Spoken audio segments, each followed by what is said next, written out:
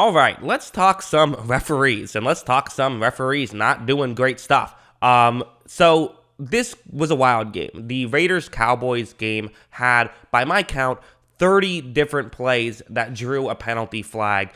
So I wanted to see, okay, what was really the issue here? Were they just committing a lot of penalties? And to some degree, yes, but also there were some bad calls in this one, and that's really what I want to talk about. And I want to talk about this actually had a huge impact in this football game. So right here, I went through each individual penalty. I rewatched all of them, and I put them into 4 different categories, and that's what you see here. So 16 of them I considered just the correct call, and not just the call I would have made, but like a pretty objectively correct call. The 2 next categories are ones that I figured, you can make an argument for or against, although I still would pretty strongly feel that, 5 of them should have been, a flag and that was correct, and 4 of them shouldn't have been. However, for those ones, if you disagree, I don't think you're a moron. I think that there is logic for disagreeing, even though I wouldn't agree with it. And then there were 5 where I just think that they were just flat out the wrong call. And most of these, and we'll get into it, but most of them were, in my opinion, the calls that I think basically the ref just missed something that happened. They thought they saw something, and in fact, they saw something else. What's really fascinating about this, though, in my opinion, is that 6 of the 9 bad calls were against Dallas, which isn't that high, but when you factor in how important they were, there was actually a huge advantage for the Raiders in this game. Look at this. So throughout the game, due to the bad calls, the Cowboys gained 2.39 points given point expectancy for where you're at. So for example, if you went from the 20-yard line on a 3rd and 7 to the 30-yard line on a 1st and 10, that would give you a significant amount of points. The Raiders on theirs gained 10.42 points due to the bad calls that went their way, meaning the total difference gave the Raiders 8.03 points. A touchdown and a 2-point conversion was this difference in the referee calls if they called it the way I would have liked them to.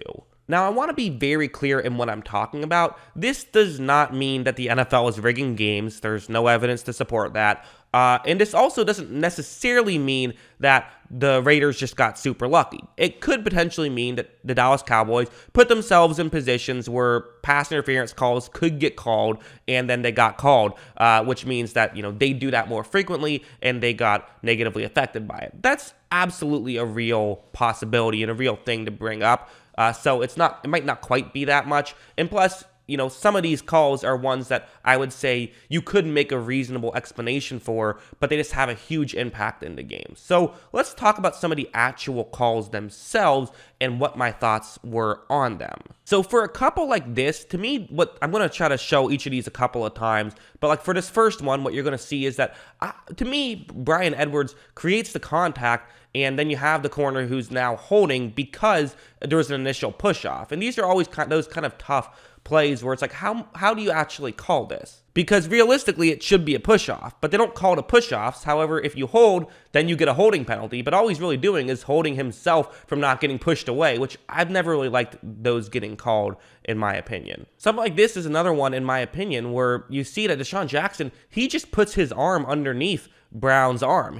Brown he does kind of grab on at a certain point, it looks like, but I don't think you can definitively say that he does or doesn't. This is a really difficult call to make, in my opinion, so it's hard to blame the refs too much, but in my opinion, when Deshaun Jackson puts his arm in between Brown's arm, that's kind of just trying to draw a flag more than anything, so I don't love that call. Remember, the rule book states it has to have a significant impact in them being able to catch the football. In that play where Jackson was trying to get to, his left arm being completely free would not have changed the outcome of if he could catch that ball or not because it was knocked away. That's just how I see it. Now, this one, which is getting a lot of blame, I think it's an okay call. Now, I get it. There's barely any contact, so I get the frustration. But the reality is, I changed my opinion on it. At first, I put debatable, but no, I don't think it was the correct call. I changed it to debatable, but yes, I do think it's the correct call because just there's precedent there. If you don't play the ball and there's contact, even if it's light, they throw the flag. You know that that's the case before that happens, so that's why I actually think that that was the correct flag on that one. Now, going over here, this was another fascinating situation where you're going to see on this play, so 63 for Dallas, he's the one who gets called on the hold here. I think what I saw a couple of times in this game was a player would kind of look like he's maybe about to hold, but then due to something else that impacted the player, it looked like he was holding, that's what would draw the flag. Because you're going to see 90, Hankins, the guy who he's allegedly holding, he's eventually going to kind of stop in his tracks when he hits another player. However, from what the ref angle looked like, it looks like that contact and that stoppage happens because of a hold, whereas it actually wasn't. So that's kind of why I think that happened on this play, at least. This one as well, for 96 for Las Vegas, you're going to see him, like, you could see how he could hold, and even he does have a little bit of a grip on the jersey, so that's kind of maybe what the ref sees, is there's a little bit, but again, you could call that on literally every single play. What I think then is the reason why the flag happens is because you're going to see 99 for Dallas. He's going to trip over a Las Vegas player and go down. And I think that the ref assumes that the reason why he fell was because of the hold, not because he got tripped up. That should not have been a holding penalty. I think it's pretty clear that should not have been a holding penalty. Also over here, this getting called roughing the passer, I mean, that's just not roughing the passer. I mean, I get that typically the way you do this is if the quarterback gets hit in the head, you throw the flag. I get that that's kind of how it works, and you know, we understand that. But what are you supposed to do when the quarterback literally dives into your arm? That's a penalty now? That's absolutely absurd and should not be a penalty. And the way I see it, it's like, if we're going to call this a penalty, then just put flags on the quarterback and be done with it. Because like you have to be able to be near a quarterback. That's an absurd penalty that they called right there. No way Parsons could have gotten out of the way that quickly. Just an absurd penalty, especially when Carr is outside of the pocket and he could potentially scramble and run. Of course, there's this one where that little head bob, which is something that literally happens on every single play, causes the defensive tackle to jump off sides. That should have been offsides. That should not have been a penalty on the Raiders. That's an absurd penalty to call. And that was in a big spot in the game, too. The Cowboys maybe don't force overtime if this penalty doesn't get called. So that was a huge one where that might be kind of the argument is where, yes, the point totals favored the Cowboys, or excuse me, as in favored the Cowboys gripe with the referee crew, I guess is the way to say it, because it, you know, hurt the Cowboys in the game. But this was, you know, a much bigger swing in terms of percentages to win than maybe getting an extra 3 points in the first quarter. So yeah, I mean, I didn't like the way this game was officiated. I hate when they throw every single flag.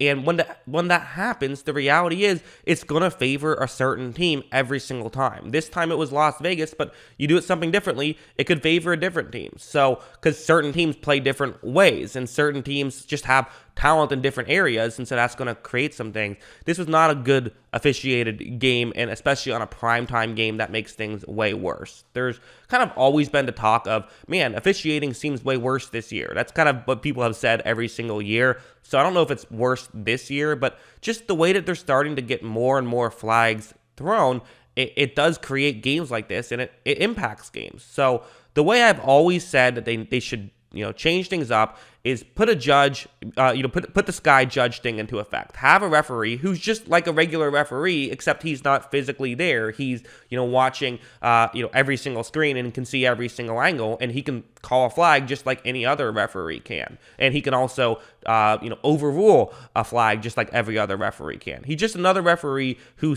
has a better angle. Because again, some of these plays, people are going to say, how does the ref miss that? But it's actually kind of understandable, right? You see a guy who does have a bit of a grip on a jersey, you know, in terms of the offensive line. Then the guy who it looks like he could be holding trips and falls over a defender, and you just see him fall down. You don't see what caused it to happen. It looks like a hold. It's understandable, I think, to throw the flag there. So let's not necessarily put all of the blame on the refs. Let's figure out ways to help them out and make this easier is the better way to say it. And we can also put the blame on the refs in certain aspects as well. That's how I view it. What do you guys think? Let me know in the comments below. Always love hearing from you. And of course, as always, thanks for watching.